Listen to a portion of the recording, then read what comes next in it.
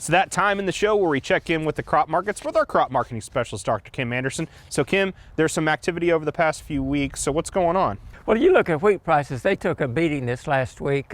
You go back to the September time period, we had wheat prices up, $9.75. Came into September and October, leveled off around $8.50 somewhere, and then came down and hit that $8 level. And this last week, we broke out of that, broke through that $8 support level, got down to around $7.70.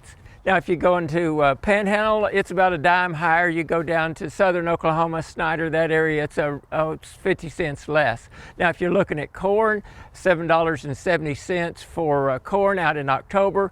Corn worked its way down into November time period, got down around 7, came up to close to $8, came back down. It's around $7.15, down a little bit this week, but leveled out at the end of the week. You look at soybeans, $14.80. Been relatively flat for the last couple of weeks, not going on there. At cotton, we got a couple cents increase in cotton to about 80 cents. So is there any chatter going on in the markets for why we're seeing those movements? Well, if you look this past week, we had the seedings report came out, increased planted acres for your winter wheat crop.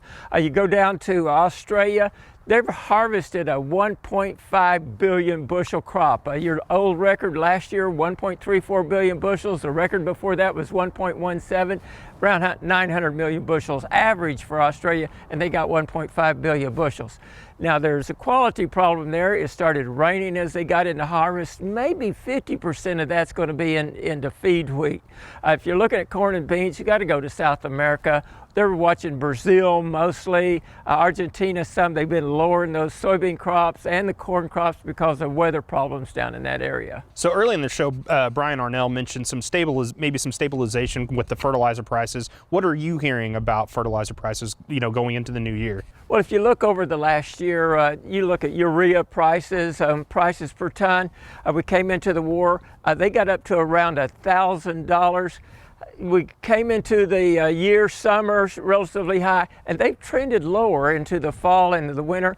The urea prices are around $750 a ton, around 85 cents per pound of N. If you're looking at potash prices, it got up to $900, down to around $765. So fertilizer prices are coming down, and that's the point we can make with these prices. Of course, as you go around Oklahoma and other areas, those prices are going to vary quite a bit. But the trend has been lower, and we do have significantly lower prices than we did at the peak. So, every year you're always hammering home the importance of protein. So is there going to be any premium for protein in the market? Well, right now you've got about a 40 to 50 cent premium from 11 to 12 protein. You've got to ask the question on your nitrogen prices that we just talked about. At 85 cents per pound of N, can you get a protein premium, or can you get additional yields at the current nitrogen prices? And I'd say there's a positive yes answer to that. All righty, thanks, Kim. Dr. Kim Anderson, grain marketing specialist here at Oklahoma State University.